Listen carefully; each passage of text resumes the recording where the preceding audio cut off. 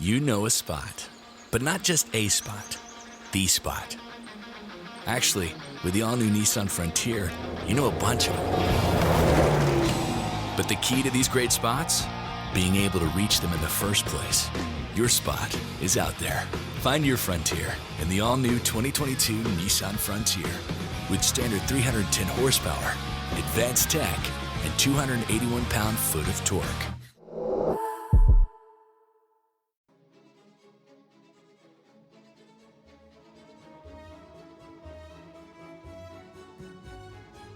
The Traveler's Inn, Tangled Skein, Episode 8, Flailing to Launch. Luna pushed the people on the roof into the small room on top of the tower, making space for Manx as he guided more people into the already crowded area. Goonthur burst onto the rooftop, 3 small children in his arms. "Maybe you aren't all ego," the priestess muttered, waving the big man past her. The barbarian stared at her, confused.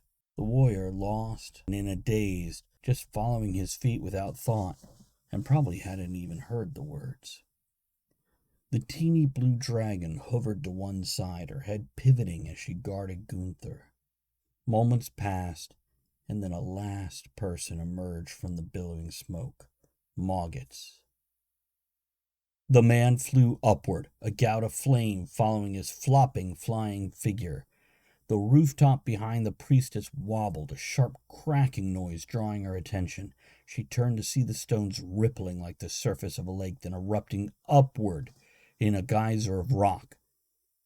The priestess watched as smaller components of the roof go up, and the mage come down. He hit the ground, landing on a giant, bulging bag strapped to his back. "You looted the damn place?" Luna growled, eyeing his backpack. "People were dying, and you took the time to grab things to sell? You're filth, you greedy bastard." Mogits didn't respond, his gaze darting between the objects on the landing. Standing, he wheezed and panted, stifling a coughing fit. "Do you even hear me?" The warrior woman curled her fist into a ball and drew it back. The priestess's fist connected with the wizard's nose, and the man crumpled back to the ground. "The ballista!" Mogits gagged. Leaning to one side, he spat a glob of thick gray phlegm mixed with the blood that wound its way across his upper lip and pooled in the corner of his mouth. The mage lunged forward, his hand sliding along a sleek emerald and polished silver stand that supported a magical globe.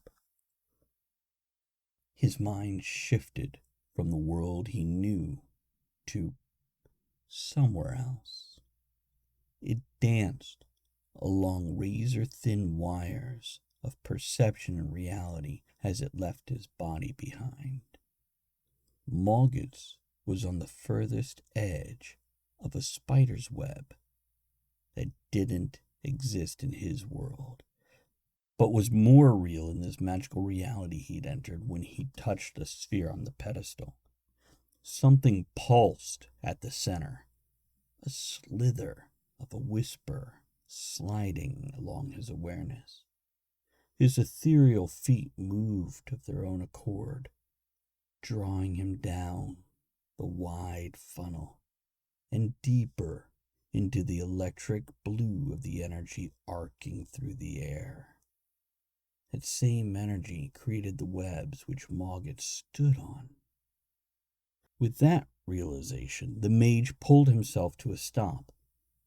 He struggled against the automatic moving of his non-corporeal limbs that were urged to answer a silent siren song of something in the center of this vortex.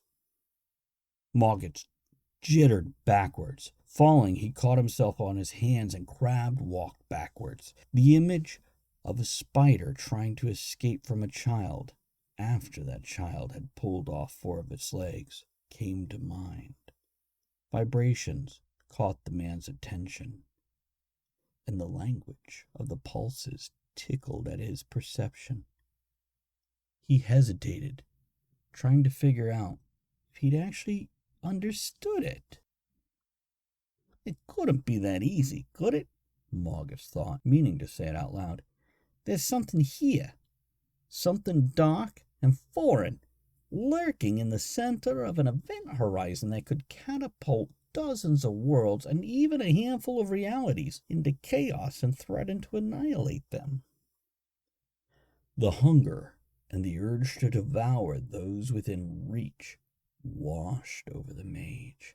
The desire to purge the universe of the weaker and lesser beings overcame the man. Launch the attack, was the urge inside of Mogits. Feed the queen and conquer the realms. The wizard ripped a thread from the web of lies, deceit, and energy under his hands, the surrounding area collapsing and unraveling. Information flooded into his mind, filling it with the secrets of the world he lived in. Bleed over from other realities pushed at his perception, and the larger picture washed over him. So much opportunity. He tore himself from that tangled web and launched his mind back into his physical body. Put the kid, Manx, on it, the wizard coughed, and fire it. The priestess hesitated, looking from the device in the round room to the mage. The small building was open to the night, a short fence lining its perimeter.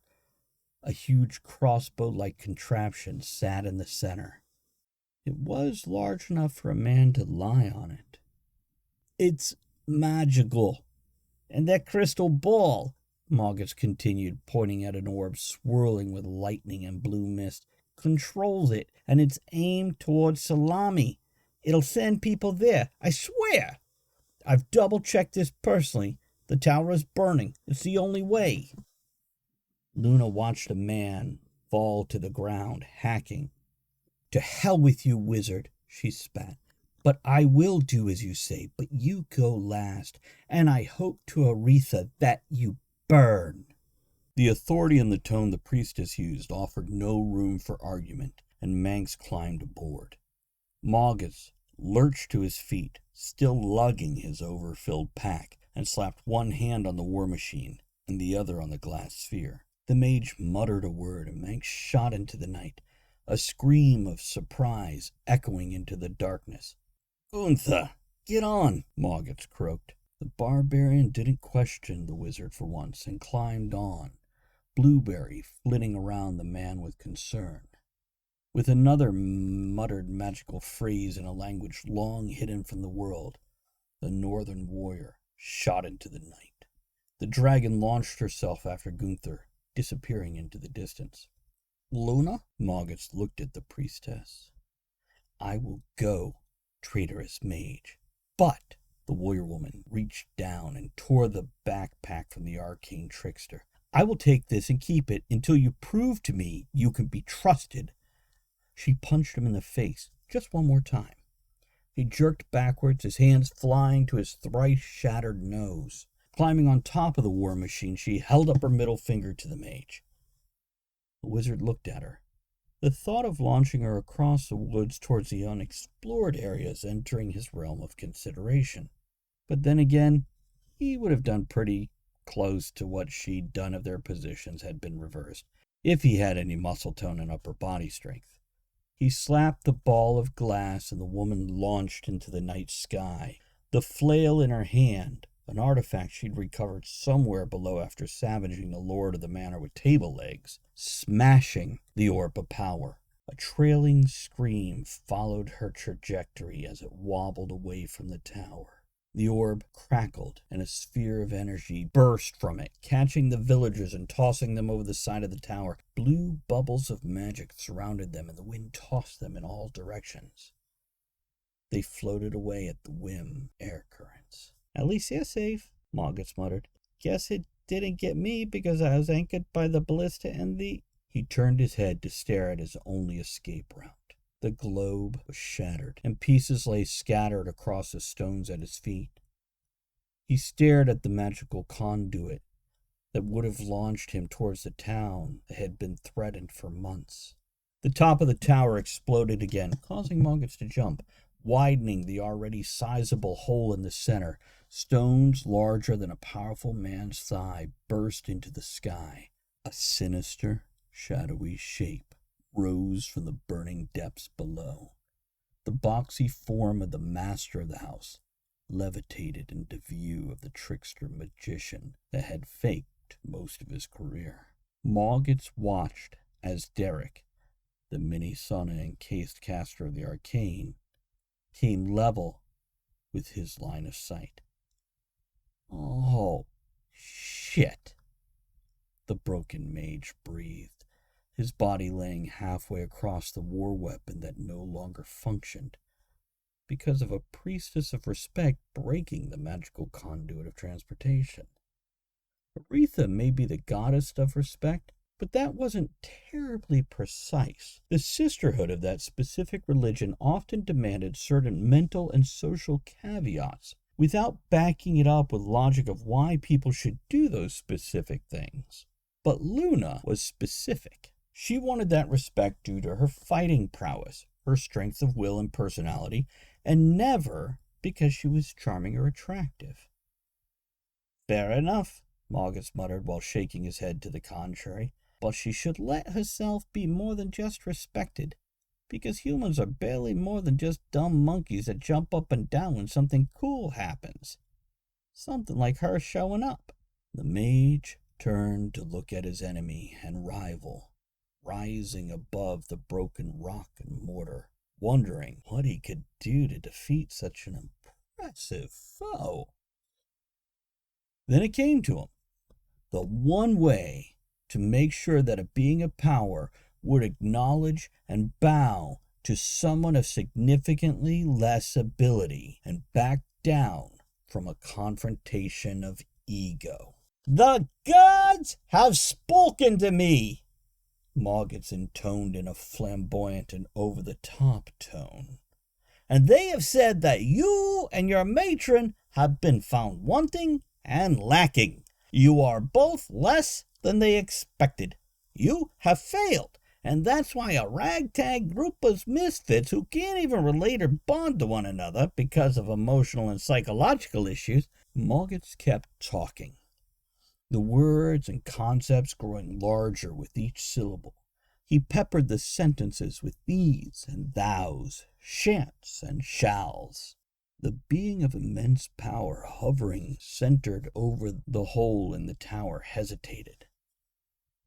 The mage on the ballista took advantage of this moment, casting the simplest of spells in his arsenal of words. "Believe in me, because you can't handle your own issues," was the most basic of messages. But it had worked countless times throughout time and history. The flood of doubt from the man washed across Mogits, and Derek slumped in his makeshift coffin. Mogits knew that he himself had no genuine power or ability. His magic lay in the mundane, in the simple ability of empathy and triggering others. He was a conduit, a catalyst to the power from others. Maybe if he'd studied for the last few decades instead of running cons and scams, he'd be further along that track. The mage pulled in the emotional energy from his enemy. A tainted mix of uncertainty and power. The feeling of failure and doubt filled him. He felt the power flow through him, a trickle of emotion and intent, growing as the enemy staggered under the weight of his own confidence issues. The elements answered his suggestion, rising to the beckoning of Mogits' own minor talent. The trickle became a stream, and the stream became a river. The river changed to a torrent, and the magics caused the mage to stiffen in a rictus of sensation that bordered on pain. he felt weightless and realized that the trees were spinning away below him. He called upon the elements of fire and wind to pull the magical orb of power back into its original form. Mogits' awareness expanded, seeing the orb that had directed his path clatter to the stones and roll into the burning hole at the center. The tower exploded behind him. The master, Derek, tilted in his casing and plummeted into the inferno. Spiders, seen as dots of reddish energy, darted from the area, heading into the forest. The creatures, which ranged in size from a thumbnail to a horse, ran away from the tower and toward Salami. Hordes of the creatures spilled from the shattered building, pushing out from the broken windows underneath the foundation and through cracks in the walls. The area was carpeted with thousands of arachnids, legs moving in a hypnotic pattern, driven in the direction that the magic was focused. He'd done as the mother had commanded. He'd released the attack upon Salami. He'd failed in saving the village, and the magic urged him to follow the flow of energy to finish the job. The mage's magical awareness looked towards his and the spiders below. Destination. And he saw he was just slightly off course. Luna landed, hitting the soft loam of a tilled field at the edge of the village. She rolled, the flail she still clutched slamming into the earth like an anchor. She lost her grip in the weapon, tumbling over again and again, coming to rest on her back. The sound of Goonthur's voice, shouting commands, came to her ears as she caught her breath. The barbarian was directing defenses to be constructed, and for people to arm themselves. Tiggy's voice rose above the big man's instructions. "Why the hell should we listen to you, you big dumb oaf?" The old woman's shrill question cut through the hubbub of other voices. "You're just a brute, and we don't think you have the sense that the gods gave to a drunken snail." The priestess sighed and sat up.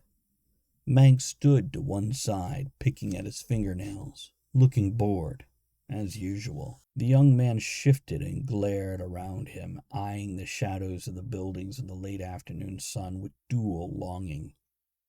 He wanted to get out of the sun, understandable since he was dressed all in black, and use him to disappear, his forte. Bernie the blacksmith stood with his arms crossed just behind his grandmother, glaring at the northern warrior. Standing up, Luna dragged the flail from the fertile soil. Her first step staggered, but she pulled herself upright, and her shoulders back with the next 3 steps. By the time she stood beside Goonthur, she was at what she thought of as her professional posture. People treated her differently depending on how she stood. When she was young, she'd hunch her shoulders and drop her chin, folding her hands in front of her. Oh, the other convent girls would tease and mock her without remorse. It didn't help that she'd been a broad-shouldered girl, with gangly limbs and knees and elbows that resembled knots in a cord. Even the sisters sneered at her, and Luna wasn't even sure if they knew they were doing it. When combat training had started, Luna's body had changed. Part of that was the progression of puberty, but part of it was the sculpting process that came with daily exercise. The muscles on her legs and arms filled out, meeting with those large joints that had stuck out before, melding into one limb, tone and strength showing in every movement. People had treated Luna differently than before. But she'd been young, and without even knowing she did it, she pushed too far in the other direction. The girls who had once teased her received sound drubbings, and the sisters who had once scorned her received glares that could have made a horse climb a ladder. During those years, or had it only been months, it was hard to tell, she'd walked around with her shoulders too far back, her chest leading the way everywhere she went. Her chin was too far up, causing her to look down on people.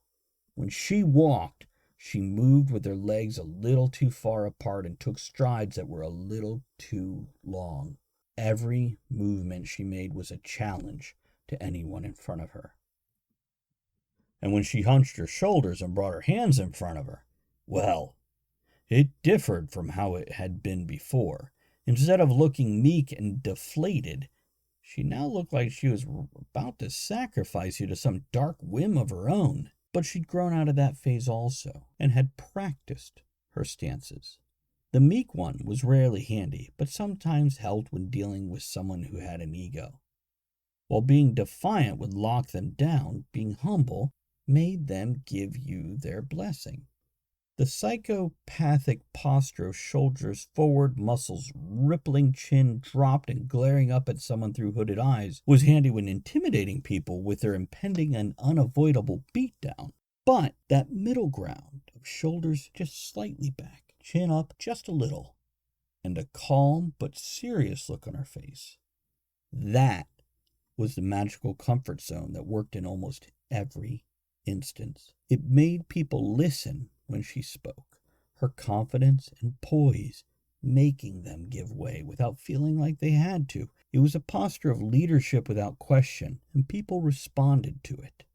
Luna stepped up to stand beside Goonthur, one hand on her hip, the other holding the meter-long handle with the flail, its spiked metal ball dragging behind her. "We ain't going to listen to you," Tiggy was griping. "You're nothing more than a blowhard that needs coddled for the sake of his own ego." "Listen, old woman," Goonthur growled. "You gotta get everyone to move the wagons and whatever else you got to this side of town. Create a barricade to slow down the monsters that'll be coming this way." "Did you see them coming?" Bernie huffed. "No, but Goonthur's voice rose in frustration. "Then we don't have anything to worry about," Tiggy cut him off. "They've been there long enough, and we've been here even longer. I don't think they're going to change their habits now. They're animals, and they don't change what they do because you fell from the sky yelling that it's falling." They are, and he's right," Luna interrupted the interrupter. "We've just flown here using a magical launcher, and we blew up the master of the tower and his girlfriend.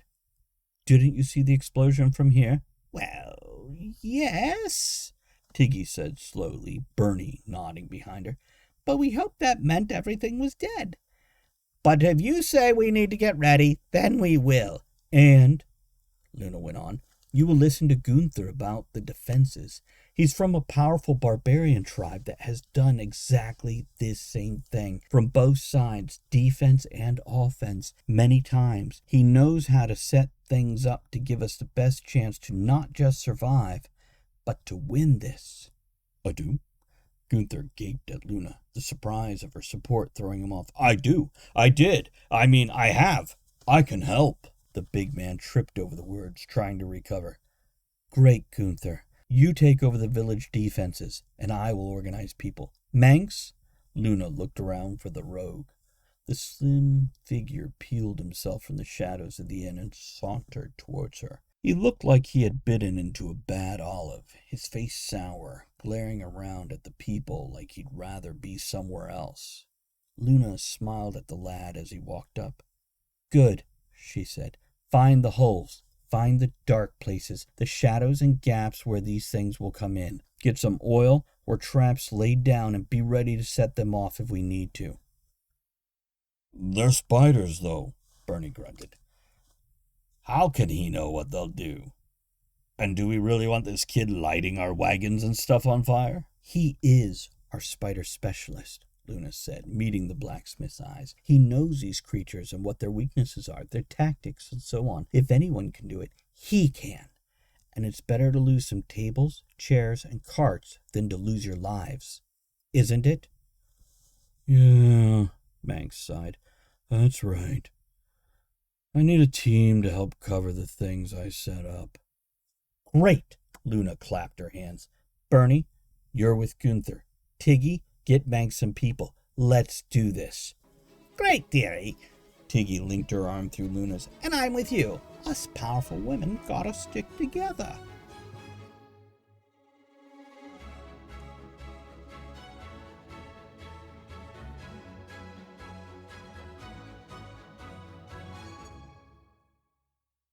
Simplify your federal agency's technology procurement with Connection Public Sector Solutions. Connection's dedicated account managers, commitment to exceptional customer service, and extensive catalog of federal contracts make IT purchases quick, easy, and affordable. Turn your challenges into opportunities and get rid of your technology pain points with Connection today. Learn more about what's possible with Connection Public Sector Solutions at connection.com/fedcontracts.